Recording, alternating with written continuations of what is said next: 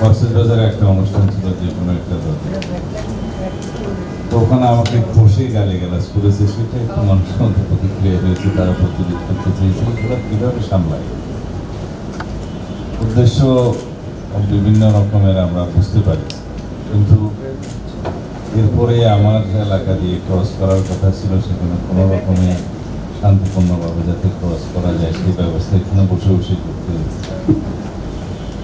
তারপরে এখন ঢাকাতে যে অনুষ্ঠান চলছে সেটা ফলো আপ এবং করা, বলছে কেন আমাদের কেউ যায়নি, আমাদের দাওয়াতই দেয়নি, যাবে কি বলে, আর দাওয়াত দিলেই যে যেতে পারতো এমন হতো না।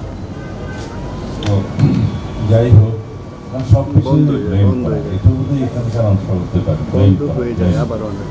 সংস্কার কেন হচ্ছে না ভিত্তিতে, আমি প্রতিনিয়ত মিডিয়াতে বলছি, ওখানে বলছি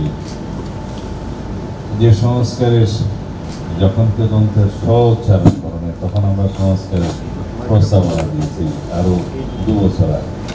এই সরকার দায়িত্ব নেই আরো 1 বছরের বেশি সময় আগে আমরা 25 টাকা দিয়েছি, তার 1 বছর আগে আমরা 27 টাকা দিয়েছি, তারও প্রায় 6-7 বছর আগে 2016 সালে ভীষণ পন্থী 30 দিয়েছি।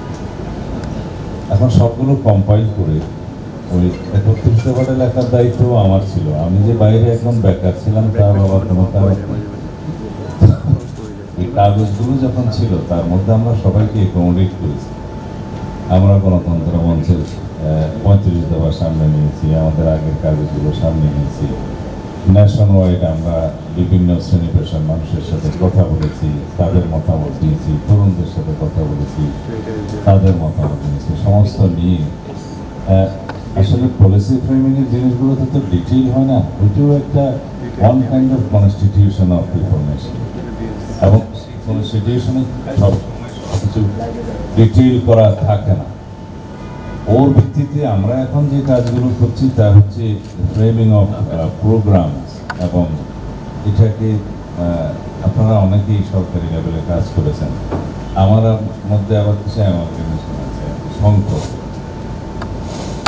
যে কোনো পলিসি যেমন নিরক্ষরতা দূর করা হয়, এটা বললে তার নিরক্ষরতা দূর হয়, সেটার জন্য প্রোগ্রাম সেট,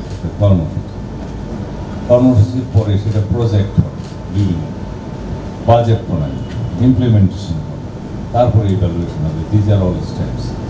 তো যারা স্টেট লেভেলে কাজ করেছেন, যাদের অবশ্যই জানেন, এবং সেই জন্য অনেকটা পলিসি